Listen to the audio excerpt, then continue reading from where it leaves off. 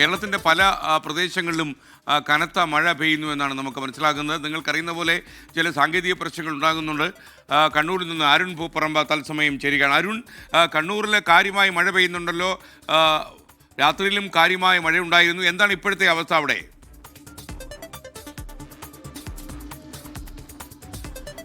SKN Kannur ജില്ലയിൽ ഇന്ന് red അലേർട്ടാണ്.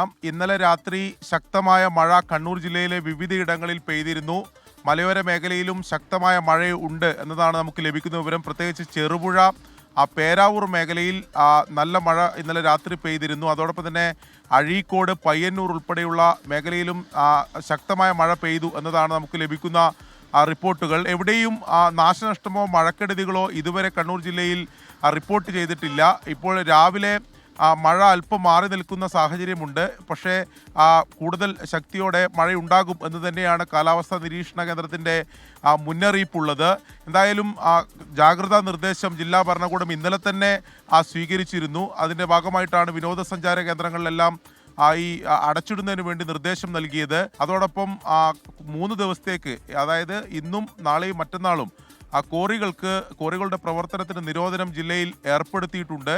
അതോടൊപ്പം ഈ മണ്ണിടിച്ചിൽ സാധ്യതയുള്ള, വെള്ളപ്പൊക്ക സാധ്യതയുള്ള ഇടങ്ങളിൽ നിന്ന് ആവശ്യമെങ്കിൽ അവിടുത്തെ ആൾക്കാരെ മാറ്റിപ്പാർപ്പിക്കുന്നതിന് വേണ്ടി ജില്ലാ ഭരണകൂടം നിർദ്ദേശം നൽകിയിട്ടുണ്ട്. പക്ഷേ ഇതുവരെ എവിടെയും അത്തരത്തിലുള്ള സാഹചര്യങ്ങളൊന്നും റിപ്പോർട്ട് ചെയ്തിട്ടില്ല. വെള്ളക്കെട്ട് രൂപപ്പെടുന്ന സാഹചര്യം എവിടെയും റിപ്പോർട്ട് ചെയ്തിട്ടില്ല. പക്ഷേ വരും മണിക്കൂറുകളിൽ മഴ കൂടുതൽ ശക്തിയാകാനുള്ള സാധ്യതയാണുള്ളത്.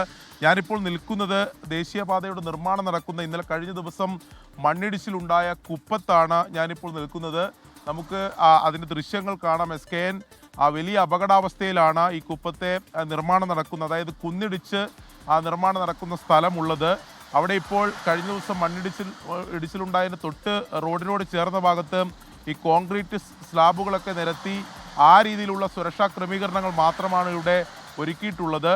മഴ കൂടുതൽ ശക്തിപ്പെട്ടാൽ മുകളിൽ നിന്ന് മണ്ണിടിഞ്ഞ് താഴേക്ക് വീഴും. ഇവിടെ ഒരു വലിയ ഭാഗം തന്നെ മണ്ണിടിച്ചിൽ ഉണ്ടായിട്ടുണ്ട്.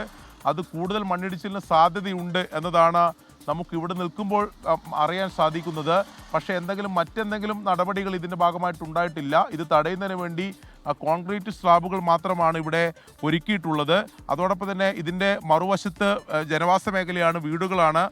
അവിടത്തേക്ക് മഴ ശക്തിപ്പെട്ടാൽ ഈ വെള്ളവും അതോടൊപ്പം തന്നെ ഈ മണ്ണൊക്കെ ഇടിഞ്ഞു വീഴാനുള്ള സാധ്യതയുണ്ട്. നിലവിൽ അത്തരം അപകടാവസ്ഥയിലേക്ക് പോയിട്ടില്ലെങ്കിൽ പോലും ഇന്ന് റെഡ് അലേർട്ടാണ്. കൂടുതൽ മഴ ശക്തിപ്പെടാനുള്ള സാധ്യതയുണ്ട്. സ്വാഭാവികമായും അത്തരം സാഹചര്യങ്ങൾ അവിടുത്തെ ജനങ്ങൾ മുന്നിൽ കാണുന്നുണ്ട്.